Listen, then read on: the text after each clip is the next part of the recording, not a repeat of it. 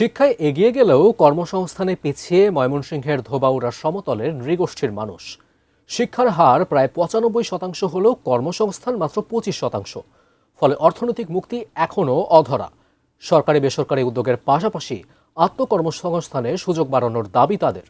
ময়মনসিংহ থেকে জহিরুল ইসলামের ক্যামেরায় আসাদুজ্জামান সুমনের তথ্যে ডেস্ক রিপোর্ট।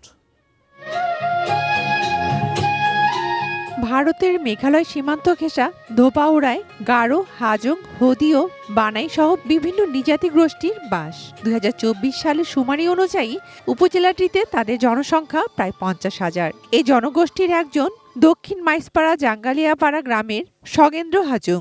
কৃষিকাজ করেই চলে তার সংসার। বছরের পর বছর পরিশ্রম করেও বদলায়নি তার আর্থিক অবস্থা।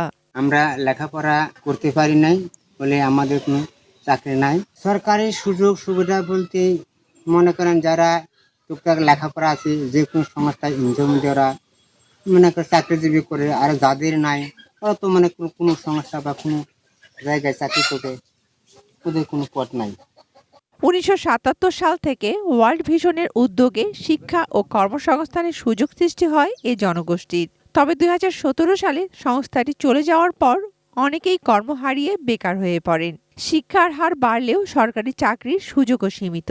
তাই জীবিকার তাগিদে অনেকে কলকারখানায় শ্রম দিয়ে টিকে আছেন। আমাদের শিক্ষাক্ষেত্রে আমরা মোটামুটি অনেকটা এগিয়ে থাকলেও সরকারিভাবে যদি আমরা বিভিন্নভাবে শিক্ষাবৃত্তি, শিক্ষা উপকরণ এবং বিভিন্ন সার্বিক সাহায্য সহযোগিতা যদি আমরা পাই, তাহলে আমরা শিক্ষাক্ষেত্রে আরও অগ্রসর হতে পারবো। আদিবাসী এলাকার জন্য, সমতল এলাকার জন্য যদি সরকার একটু দৃষ্টি দেয় যে আমাদের কর্মসংস্থানের জন্য যদি ক্ষুদ্র ঋণের মাধ্যমে যদি সুযোগ সুবিধা দিত, তাইলে আমার মনে হয় এই জাতি, আমাদের এই আদিবাসী গোষ্ঠী মানে একটু টিকে রাখতে পারত।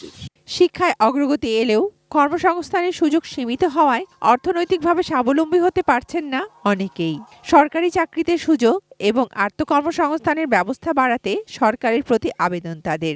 বিভিন্ন শহরে গিয়ে তারা ওই কলকারখানায় কাজ করছে অথবা গ্রামে কৃষিকাজের কাজ করছে।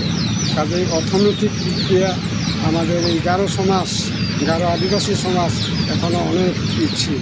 Shakila Aziz, desk report, ATN news.